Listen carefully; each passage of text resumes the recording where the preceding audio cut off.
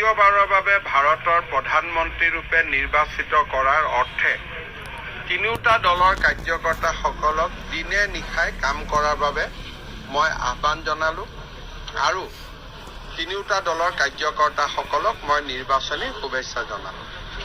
4 তাৰিখে মনোনয়ন পত্ৰ অনুষ্ঠানত যোগদান কৰিবৰ কাৰণে মই আকৌ এবাৰ ওদালগুৰিলৈ আহিলোঁ।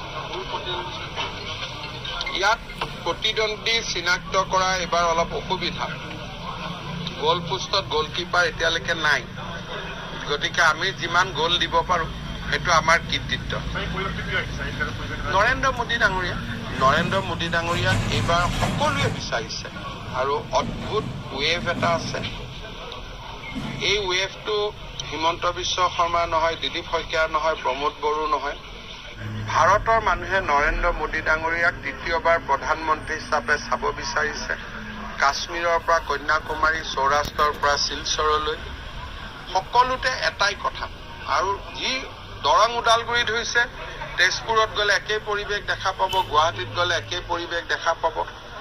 ক'তো মই বেলেগ একো দেখা নাই, সকলোতে নৰেন্দ্ৰ মোদী। 3 লাখ, কাৰণ যোৱাবাৰ 1.5 লাখ ভোটত দিলীপ শইকীয়া ডাঙৰীয়া জিকিছে। এইবাৰ 2 লাখ ভোট নতুনকৈ দৰং মঙলদৈ সমষ্টিত যোগদান হৈছে, আৰু এই 2 লাখ ভোট এনেকুৱা সংযোজিত হৈছে যি পৰম্পৰাগতভাৱে বিজেপি আৰু UPPL দলৰ ভোট। জালুকবাৰী সমষ্টিৰো 65,000 ভোট যোগ হৈছে, তাতেই 50,000 লিড আমি অকলে তাতেই পাম। কংগ্ৰেছে 5,000 পাব, আমি 55,000 পাম।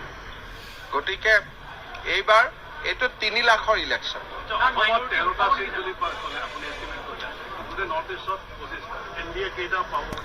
নৰ্থ ইষ্টত মই ভাবোঁ NDA উইল বি এৰাউণ্ড 22।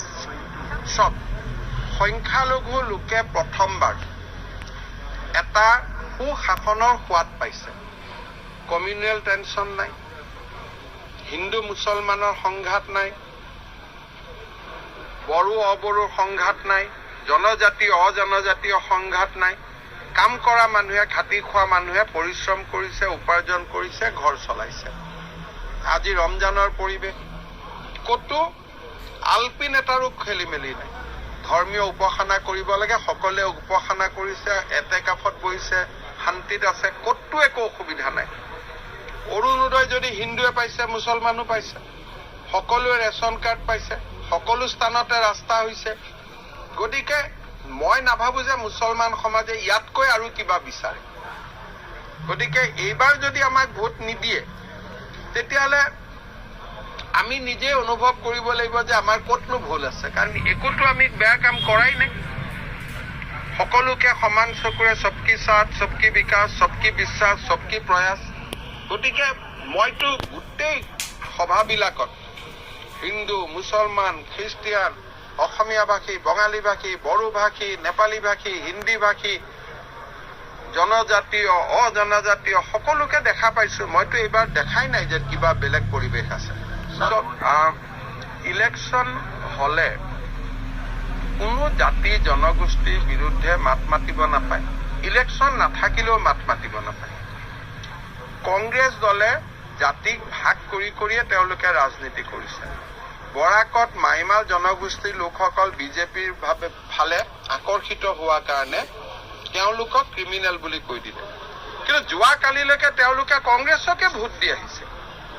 আজিও আমাক ভোট দিব নে নিদিব এইটো আমি EVM নোহোৱালৈকে গম নাপাওঁ, কিন্তু ইমান বেয়া মন্তব্য ই কংগ্ৰেছৰ মানসিকতাকে সূচাইছে। কমপ্লিচন আমিতো যিমান কষ্ট কৰিছোঁ, এতিয়া মোৰে 1 তাৰিখৰ পৰা 32খন ৰেলী, অহাকালি মাজুলীত মই 13 কিলোমিটাৰ 1 তাৰিখে চাইকেল চলাম। গতিকে বিজেপিটো এটা এনেকুৱা দল যে আমি প্ৰত্যেকবাৰে ভোট বঢ়াটো বিচাৰোঁ। যদি এটা সমষ্টিত 6 লাখ ভোট থাকে, আমি 5.5 লাখো পাওঁ, we are not satisfied. We need the balance 50,000 also. সেইকাৰণে কমপ্লিচেঞ্চি নাই কাৰণে আজি মই ইয়াত আহিছোঁ। আপোনালোকে এটা সমষ্টিৰ কথা কিয় সোধে? তাৰ কাৰণটো কি? কিবা এনেকুৱা বোলে কিবা এটা বিশেষ ঘটনা হৈছে? এইটো আপোনালোকৰ মাইণ্ডছেটটো চেঞ্জ হ'ব লাগে। আপোনালোকে ব্লু ব্লাড মানসিকতাৰ পৰা ওলাব লাগে। আপোনালোকে লুৰিণ গগৈৰ কথা সোধক, আপোনালোকে প্ৰেম গুঞ্জুৰ কথা সোধক, এটা সমষ্টিৰ কথাই সুধি থাকে। কাৰণ আপোনালোক যাৰ বিপক্ষে নৰেন্দ্ৰ মোদীয়ে কাম কৰি আছে, আপোনালোক ভাৰাক্ৰান্ত। ক'ৰবাত ব্লু ব্লাড দেখিলে পগলা হৈ যায়। Indian media is also victim of that blue blood. আজিয়ে আজমলক গ্ৰীণ ছিগনেল দিছো, বিয়া পাতক। কিন্তু এই লোকসভা ইলেকশ্যনৰ আগত তাৰ পিছতে বহু বিবাহ বন্ধ হৈ যাব। এতিয়ালৈকে বন্ধ হোৱা নাই, গতিকে এতিয়ালৈকে বিয়া পাতিব পাৰে। ৰকি আৰু তেওঁ মিলি যি বিয়া পাতে পাতি থাকক, কিন্তু ইলেকশ্যনৰ পিছত আৰু বিয়া পাতি নহ'ব আৰু এইটো বন্ধ। গতিকে দুইজনৰ ভিতৰত যোনে জিকে আমাৰনো কি যায়, সেইটো ক'ব অলপ দিগদাৰ। আজমল জিকিলে ভাল হ'ব, দেশখন অলপ দিল্লীত পৰিব, ইয়াত উৎপাত কৰি নাথাকিব, শান্তিত থাকিব, মানুহে শান্তি পাব। ৰকিবুল হুছেইন জিকিলে গড়বিলাকে শান্তি পাব যে ইয়াত নাথাকে আৰু দিল্লীতে থাকিব। গতিকে আজমল ৰকি এটাই বস্তু আৰু দুইটা মাল একেই।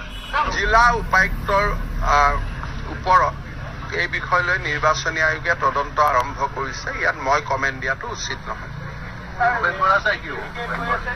বিজেপিত আহিবই ভাই, মই ভৱিষ্যতবাণী এটা কৰি থৈছো, আপোনালোকে পিছত চাব। খালি সুধি থাকিলে আৰু তেওঁক গৈ কোৰ্টত কেছ কৰিব, কিবা কৰিব, সেইটো বেলেগ কথা। আপোনালোকে সুধি নাথাকিব কথাটো, বাকী আহাটো আহি যাব। কোনজন মাধৱ? আগৰজনে নে নতুন?